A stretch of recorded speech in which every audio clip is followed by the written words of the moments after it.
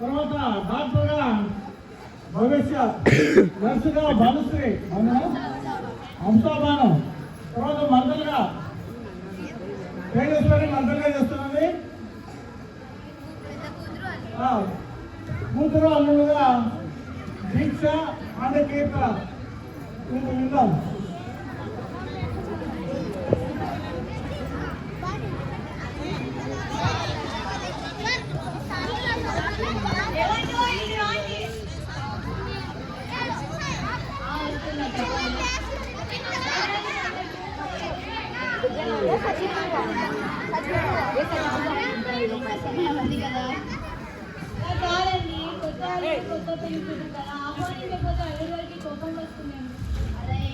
మన కొత్తల్ని మర్యాదగా ఇంటికి ఆహ్వానిద్దాం.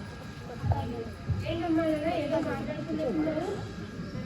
ఏమి లేదు, మీ నాన్నగారికి మీ అక్క మావని ఇంటికి ఆహ్వానిద్దామని. అలాగే. హలో హలో బంగారు తల్లి, హలో బంగారు తల్లి, బాగున్నావా? బాగున్నామమ్మా. రేపు అల్లుడి గారిని సంక్రాంతి పండుగకు పిలుచుకొని ఇంటికి రండి అమ్మా. అలాగే.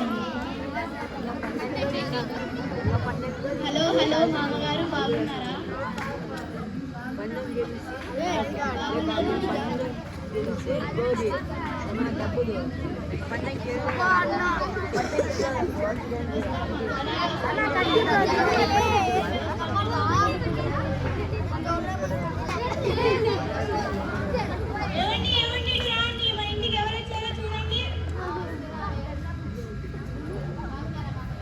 బాగున్నామయ్యా, బాగున్నాను.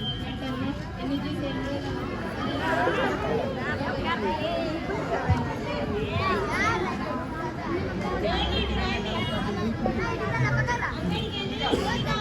సరుకులన్నీ తీసుకురండి. చిట్టిలో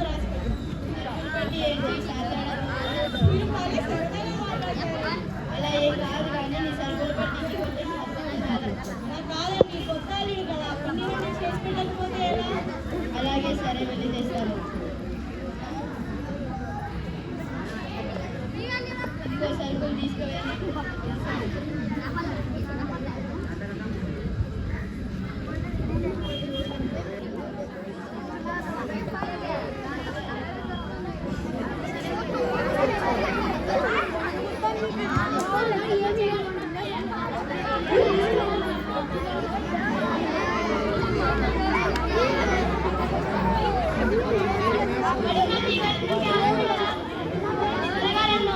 ఏమైంది అల్లుడు గారు? కొంచెం ఓర్చుకోండి, హాస్పిటల్కి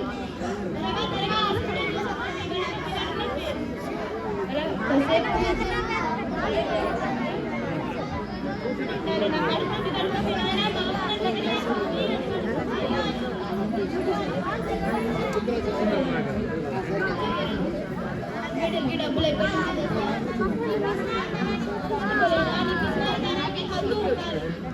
డాక్టర్ గారు, డాక్టర్ గారు, రండి. మా అల్లుడి గారికి ఏమైందో చూడండి.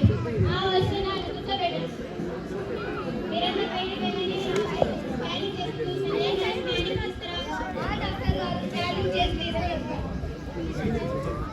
డాక్టర్ గారు తీసుకుని డాక్టర్ గారు స్కానింగ్ నన్ను బతికించండి రా.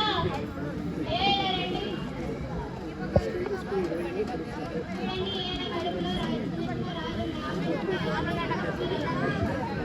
₹1,00,000 హద్దులు ఉండాలి డాక్టర్.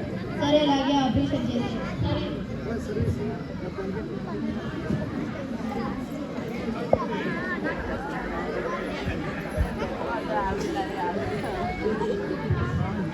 రండి.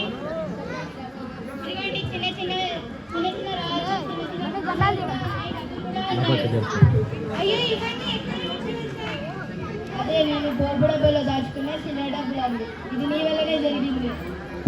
మీరు డబ్బులు కట్టి బయటికి వెళ్ళి మాట్లాడండి. ఎంత డాక్టర్ గారు? చెప్పండి, ₹1,00,000 అవుతుందని. అమ్మో, అంత డబ్బులా? మీరు చెప్పేదానికి కొంచెం హద్దులు ఉండాలి.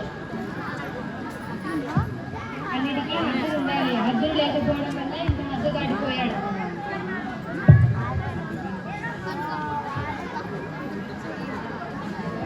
హద్దులే హద్దులు, అందుకే మనం